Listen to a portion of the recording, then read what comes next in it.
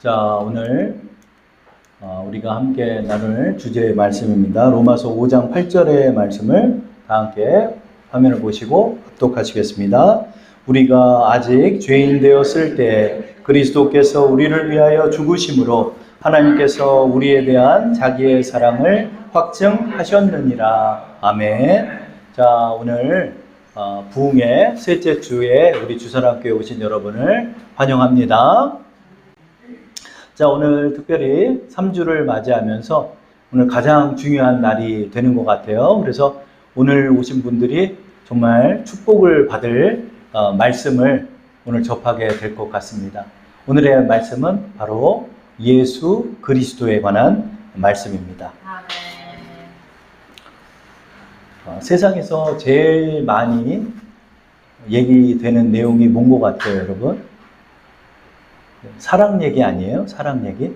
누가 누구를 좋아했대더라. 누가 누구를 사랑한대더라. 드라마 보면 다 그런 거죠. 뭐 재벌의 회장이 있는데 누구를 가난한 어떤 처자를 사랑하게 돼서 아껴줘가지고 결혼에 골인했대더라. 요즘 뭐 예능 프로를 봐도 다 누가 누구를 좋아하나 뭐 이런 내용들이 많이 있죠. 저는 그걸 보면서 안타까운 마음이 하나 있었어요. 그것이 뭐냐면 우리가 정말 알아야 되는 사랑이 있다. 정말 우리가 만나야 되는 사랑이 있다. 그 사랑 이야기를 우리는 해야 한다. 우리 인간이 서로 사랑하는 그 내용도 굉장히 중요하겠지만 정말 중요한 사랑이 있었다. 우리가 오늘 이 사랑을 발견하는 시간이 저는 되기를 바랍니다. 저도 지금 이제 50을 맞이했어요. 그래서 그렇게 안 보이시죠? 친구들 만나면 이제 우리도 반백살 됐네 이렇게 얘기를 합니다. 아마 여러분도 50이라는 나이를 지난 분도 계시고 이제 맞이할 분도 계실 것 같습니다. 저는 제가 50살을 먹을 줄 몰랐어요. 여러분도 그러셨죠? 여러분도 60을 먹으실 줄 모르셨죠? 근데 그 세월이 와버리더라고요. 50년이라는 세월을 저도 살았더라고요. 50년의 세월을 살면서 해놓은 거는 없어요. 근데 너무나 감사하게 하나 알게 된 게 있어요. 그것은 바로 하나님의 사랑이에요. 저의 전 인생을 들여서 저의 전 인생에 많은 순간이 있었겠지만 가장 귀중한 순간은 제가 하나님의 사랑을 알게 된 순간인 것 같아요. 우리 부흥회를 참석하신 여러분도 다 아시겠지만 모태신앙으로 어려서부터 자랐다. 청년 시절에 하나님을 떠났던 사람이 저거든요. 하나님을 떠났을 때 하나님께서 계속 부르셨어요. 하나님께서 계속 부르시면서 하나님께서 그렇게 말씀하셨어요. 어느 날은 제가 정신이 팔려서 일에 정신이 팔려서 그냥 막 저녁에 노심초사하고 있는데 갑자기 저의 마음속에 선명한 음성이 들리는 거예요. 너는 어떻게 해야지 내게 돌아올 거니? 이 음성이 저의 마음속에 들리는 거예요. 하나님께서 그때도 부르시는 거예요.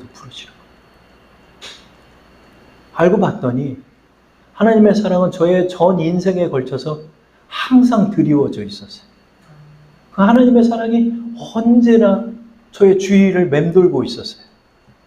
근데 저는 그 사랑을 애써 무시했고 그 사랑을 애써 듣지 않으려 했던 것 같아요.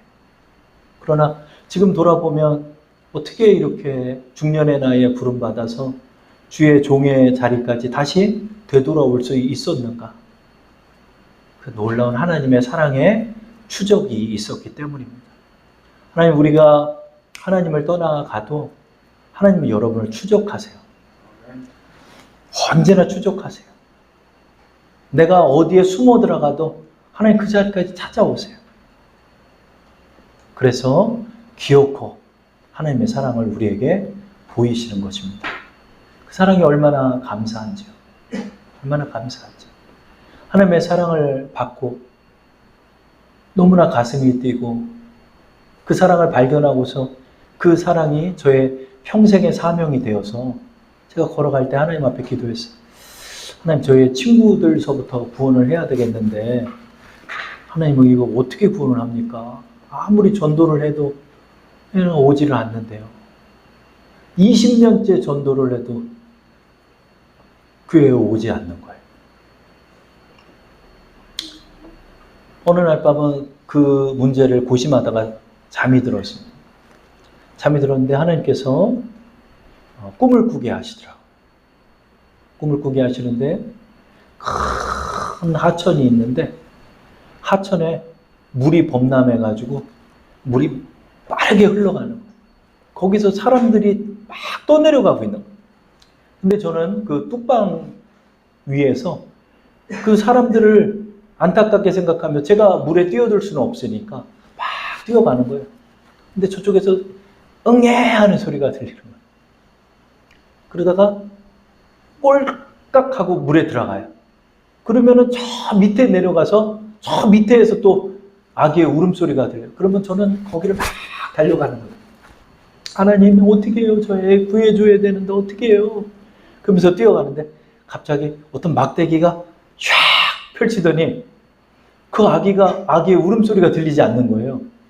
그리고 딱 봤더니 어느 아주머니인데 포대기에 그 아이가 이렇게 앉아서 찬영이가 저 할아버지 품에 안겨서 이렇게 있는 것처럼 있는 거예요. 그리고 그날도 새벽 3시에 이렇게 깨는 거예요.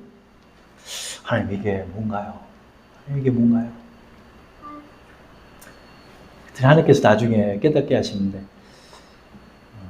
네가 구출을 못해도 성령께서 꼭 구원해 주실 거다. 그런 마음을 저에게 주시는 것 같더라고요. 그래서 오늘도 어제와 같이 기도하면서 하나님, 언젠가는 꼭 돌아오리라 믿습니다. 하나님, 인도해 주세요. 그렇게 사명을 이렇게 10년째 우리 주사랑교회가 감당하게 되는 것 같습니다. 저는 오늘 우리의 안타까운 마음보다도 수백만 배 그 이상으로 우리를 사랑하시고 우리를 아끼시는 하나님의 한 그 사랑에 관해서 여러분과 오늘 나누려 합니다. 오늘 그 사랑을 여러분과 함께 발견하고 그 사랑을 오늘부터 우리의 가슴에 새기고 그 사랑으로 살아가는 우리 여러분 되기를 축원합니다. 하나님께 참 감사한 것이 우리 하나님께서는 우리의 하늘 아버지가 되시잖아요.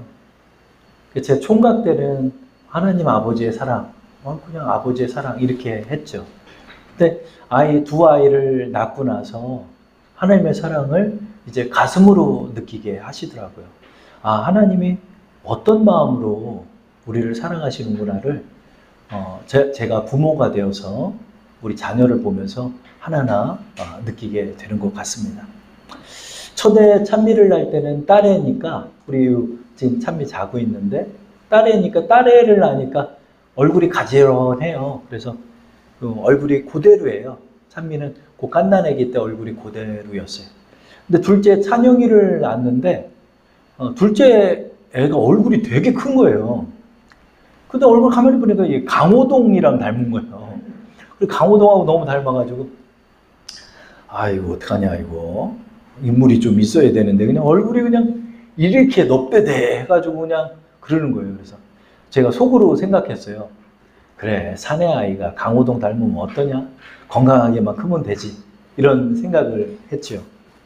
근데 아이가 그렇게 젖살이 빠지고 점점 자라니까 오늘의 이렇게 가지런한 얼굴로 변하는 걸 보게 됩니다. 아이들이 한 살 한 살 더 먹고 지금 6살, 5살인데요. 6살, 5살 되는 이 아이들이 점점 커가는 걸 부모는 기쁨으로 보게 되죠. 아이들이 처음에는 요 한 줌의 아이였는데 이 아이가 벌써 110cm가 되고 몸무게는 18kg가 나가고 이러는 것을 보면서 아이들이 이렇게 누워서 자는 것을 보면서 그런 생각을 하게 돼요. 이 아이가 예수를 잘 믿는 아이가 돼야 될 텐데 나처럼 방황하지 않고 사무엘처럼 다니엘처럼 어려서부터 뜻을 정해서 이렇게 하나님을 믿는 아이가 됐으면 정말 좋겠다. 그래서 사모님과 저는 이제 아이들이 하나님을 잘 믿게 하고자 성경책도 가르쳐주고 어린이 말씀 묵상도 해주고 집에 TV도 두지 않고 그러면서 아이들에게 기도와 말씀을 가르치고 있습니다. 그러다 보니까 아이들이 이제 기도를 배우는 거예요. 그게 참 감사하더라고요. 기도를 배우니까. 어느 날 어머니가 이제 음식물 쓰레기를 버리러 집을 나갔어요. 그랬더니 찬영이가 갑자기 제 방으로 막 달려오는 거예요. 그러더니 아빠 왜? 엄마 천국 갔어? 그러는 거예요. 엄마가 왜 천국 가? 엄마 지금 없어. 천국 갔나 봐. 그래서 제가 그래요. 그러면 엄마 돌아오게 해달라고 기도해야지. 그랬더니 제 침대맡에서 곧바로 손을 모으고 기도하는, 하나님 천국에서 엄마 돌아오게 해주세요. 기도하는 거예요. 그거 보니까 참 마음이 기뻤어요. 얘가 더 커서도 이렇게 돼야 되는데, 우리 유치원 초등학교를 들어가도 얘가 기도하는 아이가 돼야 될 텐데, 얘가 중학교 고등학교를 가도 예수 믿는 아이가 돼야 될 텐데, 그러나 우리가 아무리 교육을 해도 찬영이 찬미는 자신의 인생을 살 것입니다. 이 아이가 어떤 선택을 할지는 부모는 최대한 교육을 하고 기도를 해도 우리의 뜻대로 될 수는 없을 것입니다. 우리 성경의 말씀을 보아도 명문신앙의 가정에서 자란 에서가 저렇게 크는 걸 보잖아요. 그렇죠?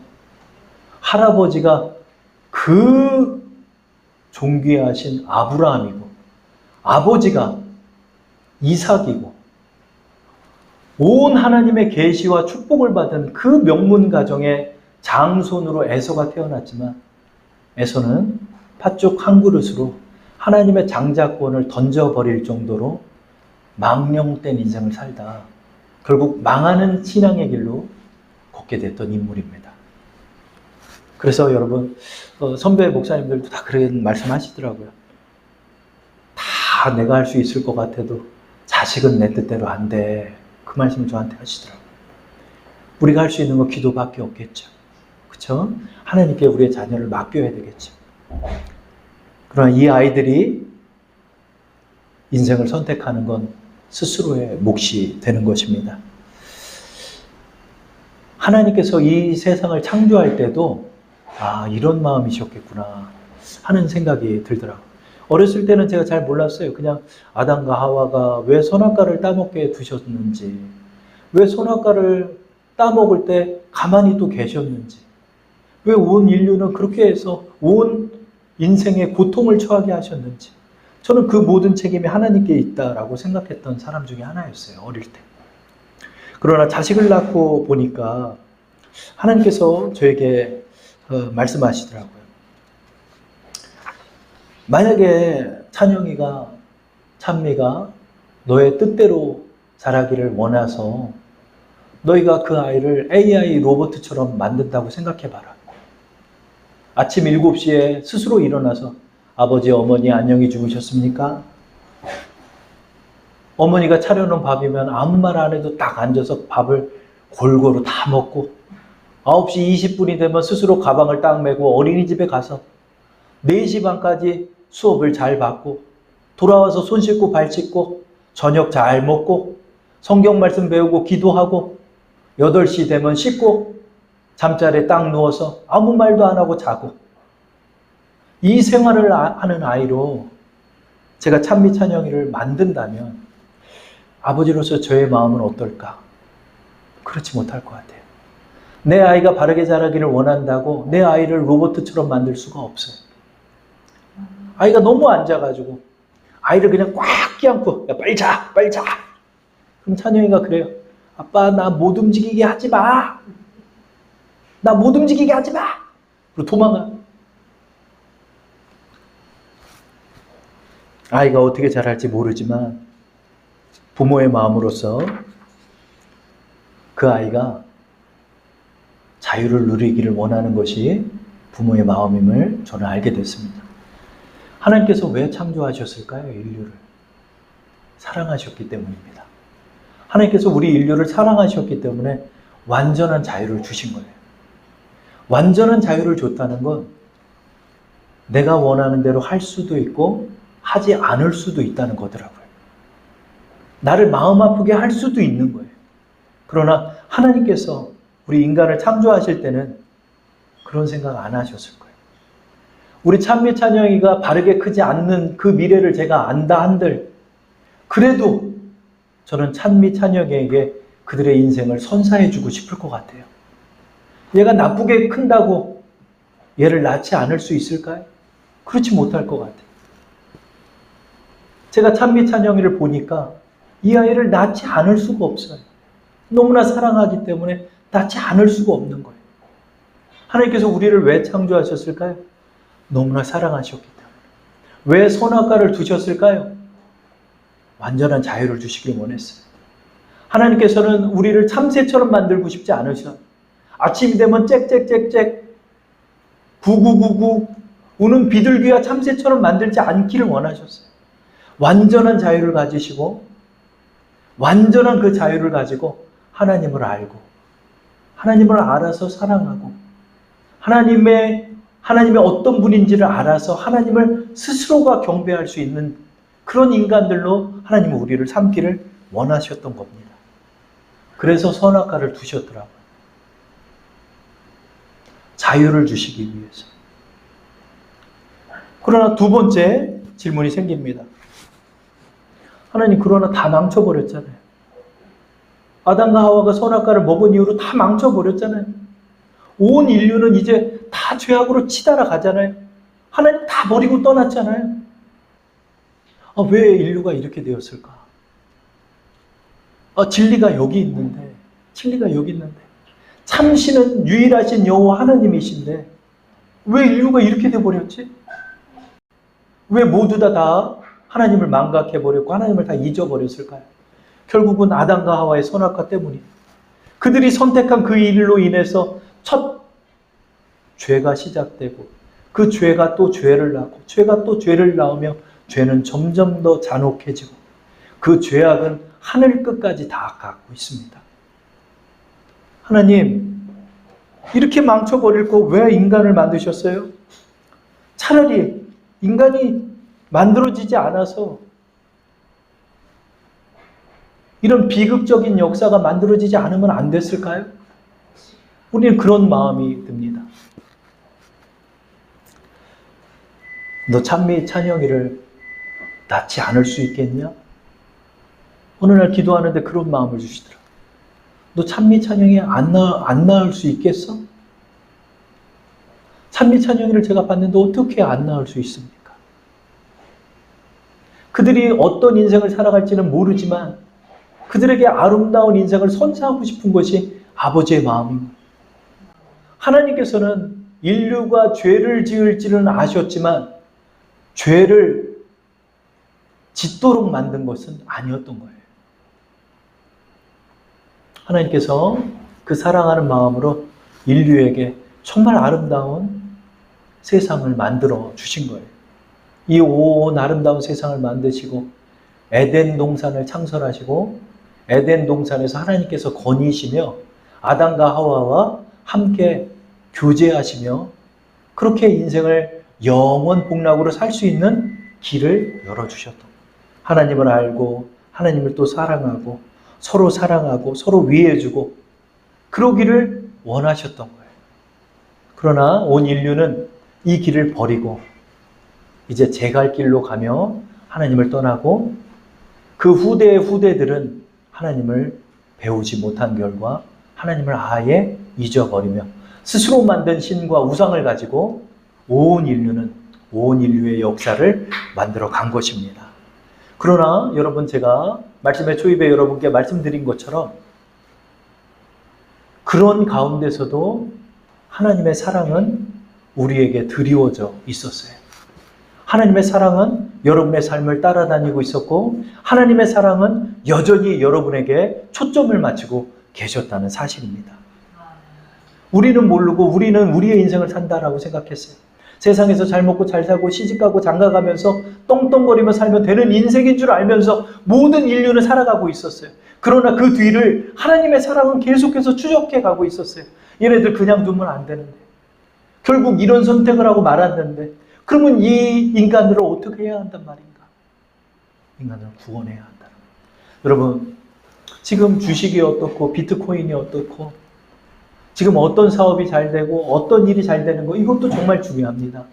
그러나 여러분, 우리의 인생에서 가장 중요한 게 뭘까요? 그럼 구원의 문제예요. 그럼 구원의 문제예요. 여러분, 이 구원의 문제를 모두 다 모르고 살아가는 거예요. 이 구원의 문제를 모르고 살아가는 거예요. 이 세상에 다인 것처럼 사람들이 다 살아가요. 다인 것처럼 하고 살아가요. 그러나 하나님의 사랑이 있다. 그 사랑을 깨닫고 우리에게 구원의 문을 열어주신 그 길을 발견하면서 우리의 구원을 지키며 살아가야 되는 거예요. 인생이 바로 그런 거예요, 여러분. 하나님께서 온 인류가 제 갈 길로 가면서도 그 뒤를 따라오시며 우리를 구원하기를 원하셨어요. 하나님께서는 우리의 하늘아버지도 되시지만 온 세상의 주관자이며 온 세상의 통치자가 되세요. 그렇기 때문에 온 인류를 구원할 수 있는 길은 없어요.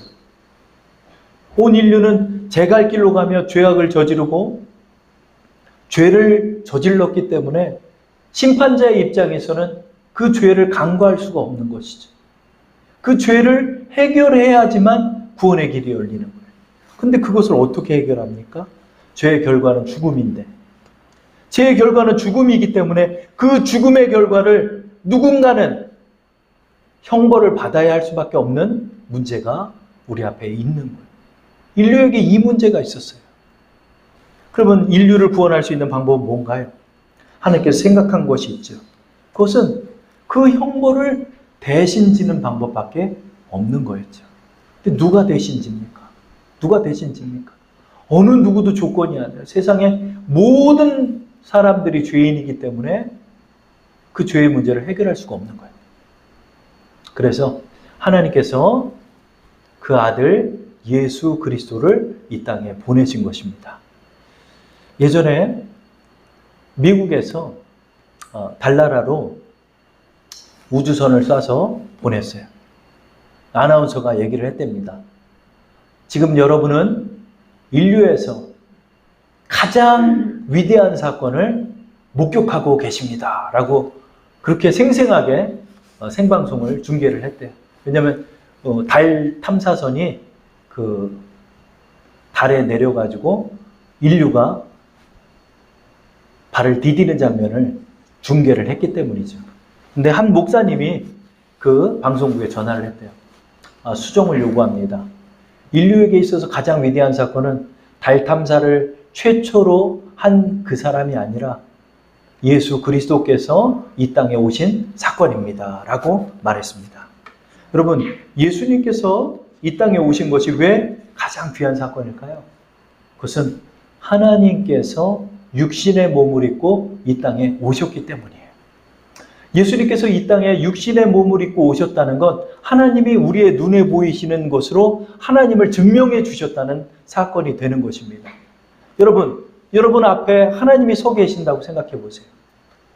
하나님이 그거보다 더 확실한 증거가 있겠어요? 예수님께서 이 땅에 오신 게 바로 그 사건이 되는 것입니다. 그 사건을 요한복음 1장 18절에 말씀하고 있죠. 우리 화면을 보시고 한번 합독해 볼까요? 시작. 본래 하나님을 본 사람이 없으되 아버지 품속에 있는 독생하신 하나님이 나타내셨느니라. 아멘. 여러분, 하나님을 본 사람이 없어요. 그래서 하나님이 없다라고 얘기해요. 그러나 하나님을 본 사람은 너무나 많아요. 예수님께서 이 땅에 오셔서 공생의 기간, 또 예수님의 사생의 기간 33년여 동안 하나님을 수없이 유대 사람들은 봤어요. 수만 명, 수십만 명이 예수님을 보았어요. 그 사람들이 예수님의 기적을 봤어요. 하나님을 본 사람은 너무나 많아요. 하나님이 지금 이 땅에 내려오신 거예요. 하나님이 이 땅에 내려오셨어요. 하나님께서는 성부와 성자와 성령의 하나님으로 존재하세요. 그런데 이 성부 하나님께서는 성자 하나님을 영원히 낳으신 성부 하나님이 되시는 거예요. 성자 하나님은 그래서 하나님의 아들이 되시는 거예요. 그러면 모르는 사람은 이렇게 물어봐요. 그러면 어머니가 누군가요? 이렇게 물어봐요. 예수님이 하나님의 아들이면 예수님의 아버지는 하나님이고 그러면 어머니는 누구야? 이렇게 질문을 하더라고요. 여러분, 하나님께서는 영으로 존재하시고 하나님의 존재 양식은 우리의 인간의 이성으로 이해할 수 없어요. 하나님께서는 한 분의 야훼 하나님 안에 성부와 성자와 성령으로 존재하시는 신비한 하나님이세요. 그렇기 때문에 성부 하나님께서 성자 하나님을 영원히 낳으셨고 성령 하나님은 성부 하나님으로부터 발출하셨어요. 이것이 바로 우리 기독교의 신앙이에요. 기독교의 신앙이고 러시아 정교의 신앙도 마찬가지예요. 그런데 성부 하나님께서 성자 하나님, 하나님의 아들을 육신의 몸을 입고 태어나도록 하신 거예요. 그래서 마리아의 태를 비리셔서 성령으로 잉태하게 하셔서 마리아의 몸을 통하여 육신의 몸을 입고 이 땅에 태어나신 거예요.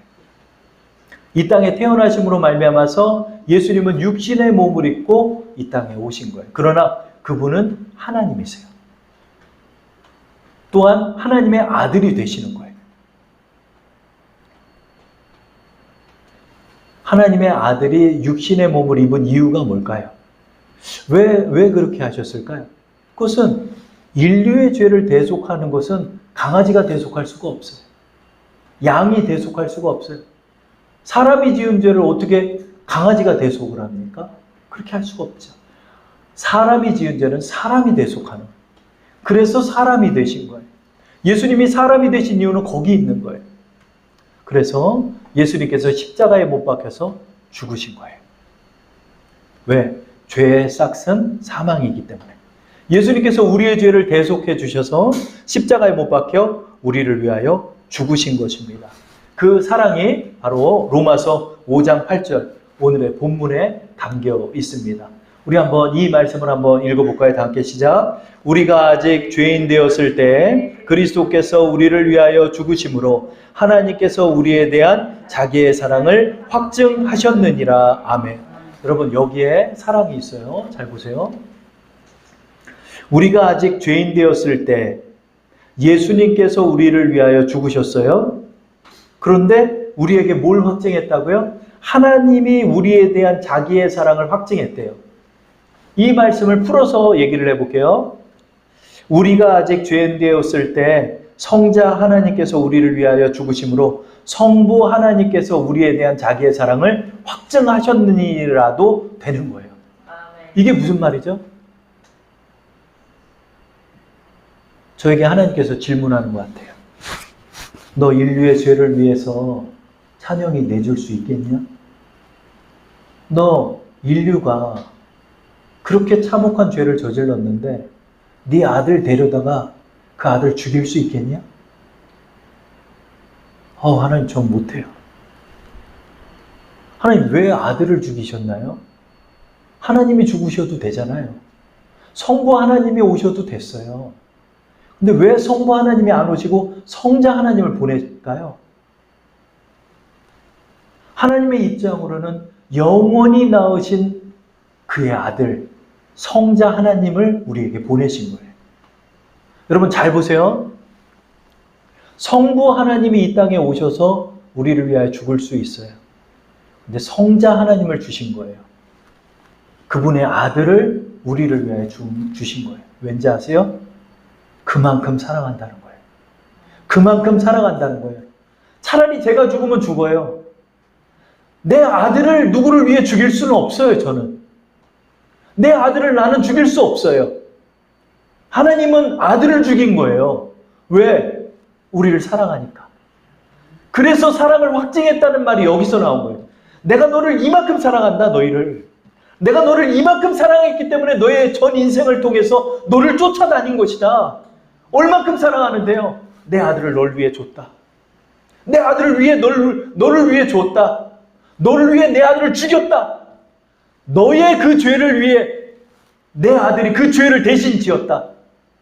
하나님이 인류를 향해서 말씀하시는 그 말씀은 바로 여기 있어요. 내 아들을 너희를 위해 주었다. 내 사랑하는 독생자를 너희를 위해 주었다. 그 말씀이 요한복음 3장 16절, 17절에 나와 있습니다. 우리 한번 읽어볼까요? 하나님이 세상을 이처럼 사랑하사 독생자를 주셨으니 이는 그를 믿는 자마다 멸망하지 않고 영생을 얻게 하려 하심이라. 하나님이 그 아들을 세상에 보내신 것은 세상을 심판하려 하심이 아니요 그로 말미암아 세상이 구원을 받게 하려 하심이라. 아멘. 그 아들이 누구의 아들이에요? 성부 하나님의 아들을 우리를 위하여 내어주셨다는 거예요. 자식을 낳아보니까 이 말씀을 알겠어요. 아브라함에게 왜 이삭을 내놓으라고 했을까요? 이삭을 잔인하게 죽이라고 그랬어요. 번제로. 왜 그랬을까요? 아브라함도 좀 알라고 하신 거예요. 내 마음을 좀 알아라, 아브라함아.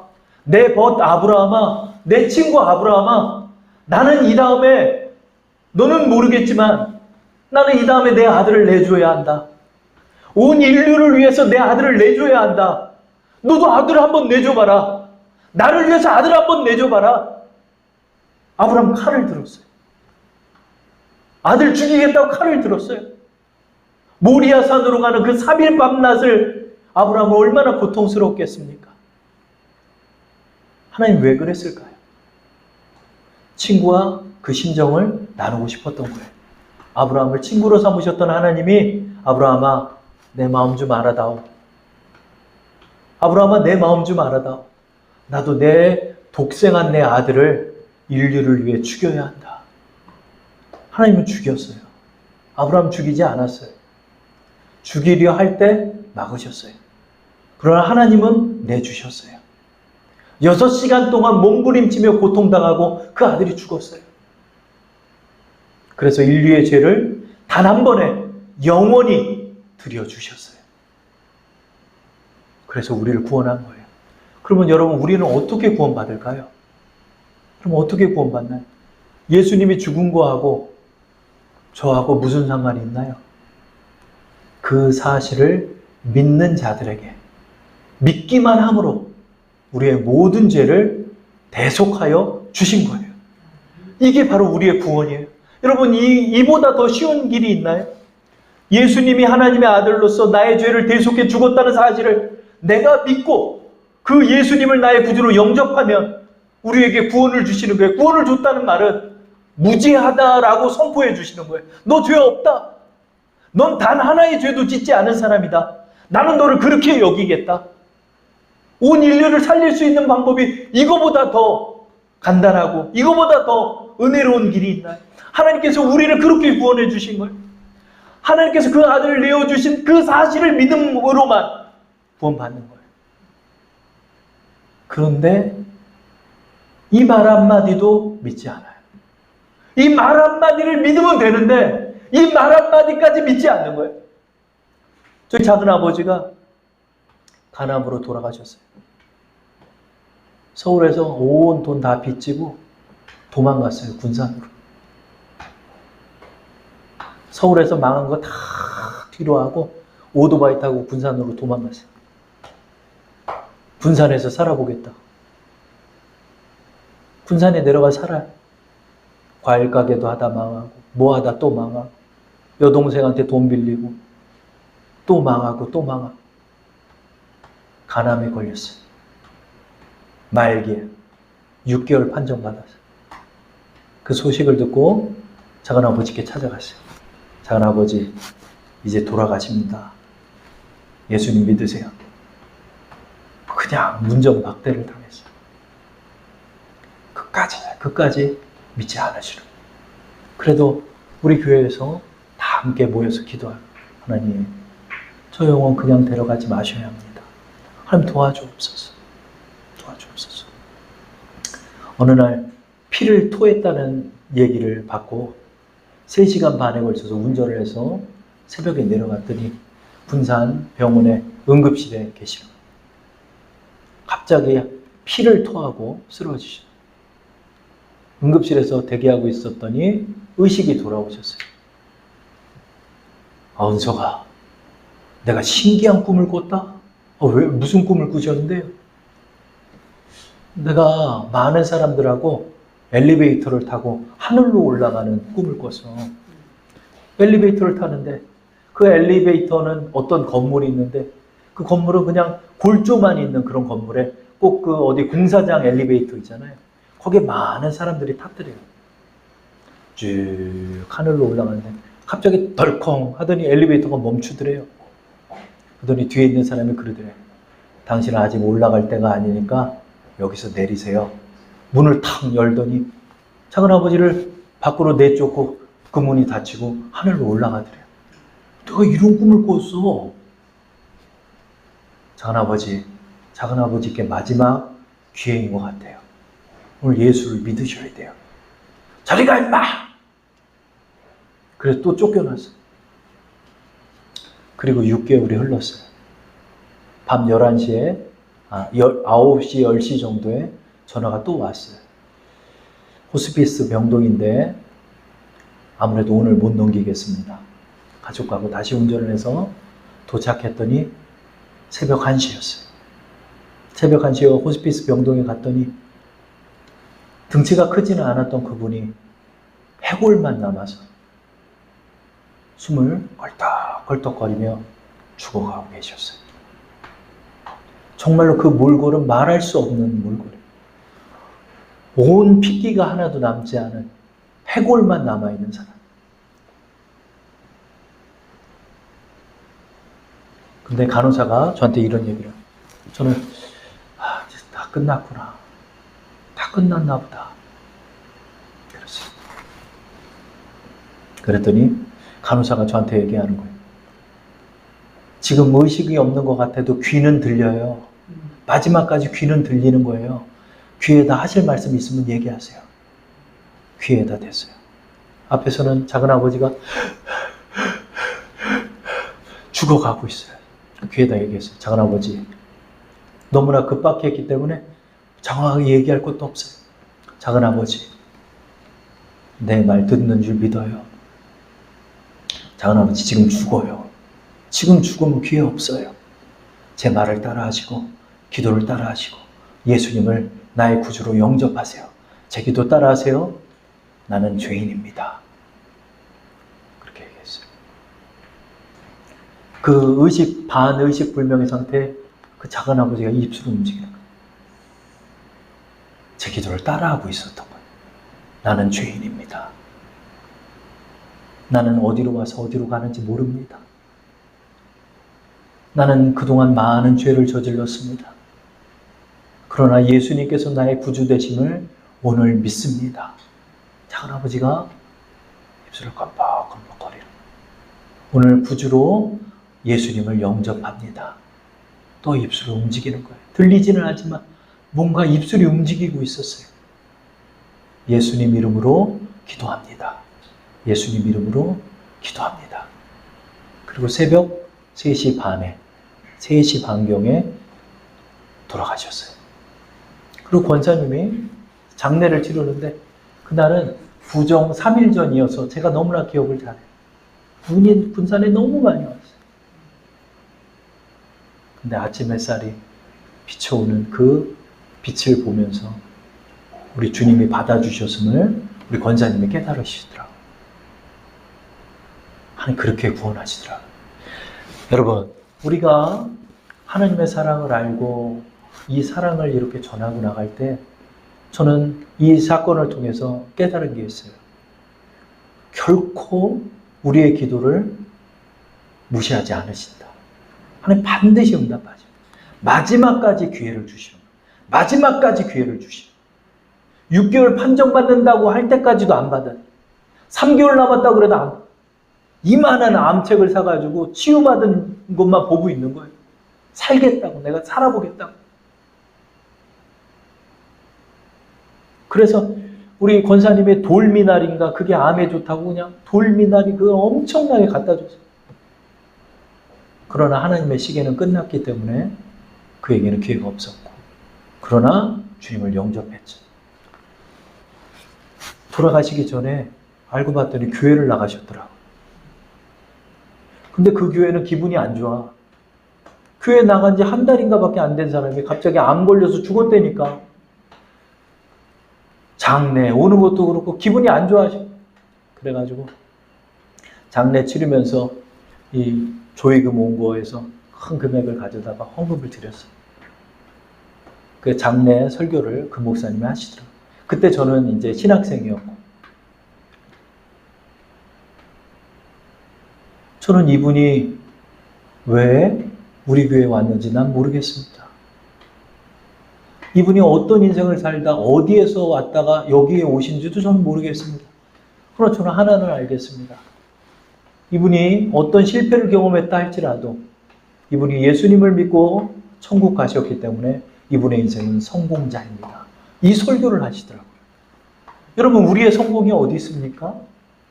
여러분, 우리를 추적하신 하나님의 사랑을 깨닫는 데 있는 거예요. 여러분은 지금 이 자리에서 성공자로 지금 계신 거예요. 저는 30대까지 제 인생은 실패자였어요. 큰 돈 못 벌었으니까. 돈 좀 한번 벌어보겠다고 그렇게 뛰어다녔으니까. 내 인생은 내 동기들과 내 친구들 사이에서 저는 실패자였어요. 다른 친구들은 대우 들어가고 다른 친구들은 삼성 들어가는, 나 혼자 이루고 있으니까 동창회도 못 가겠는 거예요. 그러나 예수님을 만나고 나서 저희 생각은 바뀌었어요. 저는 성공자예요. 네. 여러분, 저를 한번 따라하겠습니다. 우리는 성공자입니다. 우리는 성공자입니다. 왜냐하면 예수님이 계시기 때문에. 여러분이 예수님을 믿고 있기 때문에 여러분의 인생은 이제 성공자예요. 우리 작은아버지 인생 다 망친 사람이에요. 그러나 그분의 인생은 성공자예요. 지금 천국에서 웃고 계실 거예요. 그 마지막에 예수님을 믿었기 때문에, 그 마지막에 그의 입술을 열어 구원받았기 때문에 그런 성공자예요. 여러분, 이 사랑이 얼마나 귀한지요. 저는 이 사랑을 깨닫고 나서 예수님의 이름만 생각하면 눈물이 나는 거예요. 예수님의 이름만 생각하면. 맨날 울면서 다녔어요. 너무 감사해요. 버스를 타서도 울고, 도서관에 앉아있다가도 울고, 책을 보다가도 울고, 하나님, 내가 뭐라고 나를 위해 이렇게 죽으셨습니까? 우리 성자 하나님의 입장으로 한번 생각해 볼게요. 성부 하나님은 성자 하나님을 보냈어요. 아버지의 마음으로 아들을 우리를 위해 주신 거예요. 성부 하나님의 사랑도 있지만 스스로 자발적으로 이 비천한 인간의 몸을 입고 오신 성자 하나님, 우리 예수 그리스도를 한번 생각해 보라고. 예수님은 뭐가 잘못됐다고 우리를 위하여 인류와 똑같은, 자신의 창조물과 똑같은 존재가 되으셔서 이 낮고 낮은 곳에 몫으로 생활하시고 우리의 모든 죄를 위해 왜 스스로 그 죄를 다 지시고 죽으셨냐니. 성자 하나님의 사랑도 있었던 거예요. 예수님께서도 우리를 사랑하셨기 때문에 우리를 위하여 이 낮고 낮은 곳까지 내려오셨고 스스로 십자가를 지시고 죽으셨던 거예요. 아무 말도 하지 아니하셨고 도살장에 끌려가는 어린 양처럼 스스로 가셨던 이유가 그분도 우리를 사랑하셨기 때문에. 성령 하나님도 그 자리에 우리와 함께 하셨어요. 그래서 성부, 성자, 성령의 하나님이 우리를 사랑하시는 거예요. 성부, 성자, 성령의 사랑이 바로 십자가의 사랑인 거예요. 성부, 성자, 성령의 하나님께서 우리 인류를 구원하시기 위하여 그 모든 일을 감행하신 거예요. 저는 또 기도해 봤어요. 하나님, 뭐 이렇게까지 복잡하게 하십니까? 스스로 오셔서 십자가에 못 박혀 죽으실 걸 왜 인류를 만드셨습니까? 온 인류에게 그렇게 모욕을 당하시면서도 왜 인류를 낳으신 겁니까, 하나님? 내가 또 내려가서 인류의 죄를 위해서 대속해서 죽어야 하고 부활하고 그 부활한 사실을 또 전해서 믿게 해야 되는데 다들 그 사실을 다 무시하면서 살아가는데, 아유, 저 더럽고 치사해서 못할 것 같습니다. 하나님, 이런 인간들을 위해서 왜 만듭니까, 하나님? 다 대답은 하나요. 사랑하기 때문에. 사랑해서 그 모든 걸 하는 거예요. 우리의 자녀들을 우리 여러분 왜 낳습니까? 자녀 낳아서 자녀 앞에서 죄인이에요. 머리 이렇게 안 묶어주면 그냥 신경질 내. 이렇게 안 하면 자동차 제 앞에서 던져버려요. 밥을 줬더니 만두 먹기 싫다고 숟가락 이렇게 해서 나 보는 자리에 이렇게 던져버려요. 똥 아무데나 싸나요? 기저귀를 간 게 몇 개예요? 이제 기저귀 겨우 뗐지만 기저귀를 간 게 여러분 몇 번입니까? 또 이 아이들 교육시킨다고 몇 년을 여러분 쇠가 빠지게 일을 하셔가지고 벌어 먹여가지고 학원 그 어렵게 보내가지고 대학 보낸다고 그러는데 대학도 제대로 가지도 못하고 얼마나 고생입니까? 이런 애들 왜 낳습니까? 또 장가 보내는데 혼수 달라고 쪼르고 승질 내고 이런 아이들 여러분 우리 왜 낳습니까? 여러분 사랑하기 때문에. 하나님 왜 십자가 사건까지 그 사건 벌이면서 왜 그러셨습니까? 니들 사랑하기 때문이다. 그토록 사랑하기 때문이다. 여러분 우리는 하나님의 사랑을 다 몰라요. 얼마나 사랑하시는지 우리는 그걸 몰라요. 그러나 하나는 알아요. 그 아들을 내어주신 아버지 하나님의 사랑이 있다는 거예요. 그것만으로 하나님의 사랑은 우리에게 확증되는 거예요. 더 의심할 것도 없고 더 보려할 것도 없어요. 그 사건 하나만 내가 믿는다면 하나님이 나를 사랑한다는 사실을 내 마음속에 새길 수 있는 거예요. 하나님 여러분 지금 사랑하고 계세요. 그 아들을 내어주실 만큼 사랑하고 계십니다. 여러분 이거 귀하지 않나요? 이것이 귀하지 않나요? 내 인생의 모든 것을 드릴 만큼 그 사랑의 깊이가 깊지 않나요? 내 인생을 모두 드릴 만한 그 사랑이 아닌가요? 저는 그렇게 생각해요. 우리 주사랑교회 이름을 정한 것도 거기에 있어요. 주 사랑이었다. 주 사랑이었다. 내가 예수를 믿는 이유도 주 사랑이었다. 내가 목회자가 되는 이유도 주 사랑이었다. 주님이 나를 사랑했기 때문이다. 그래서 나도 주님을 사랑한다. 사랑하는 하나님이 여러분과 함께 하십니다. 하나님이 여러분을 사랑하고 계십니다. 그 사랑을 내 마음에 간직하면서 그 사랑을 의심하지 마시고 그 사랑 때문에 사랑하시는 우리 여러분 되기를 축원합니다. 우리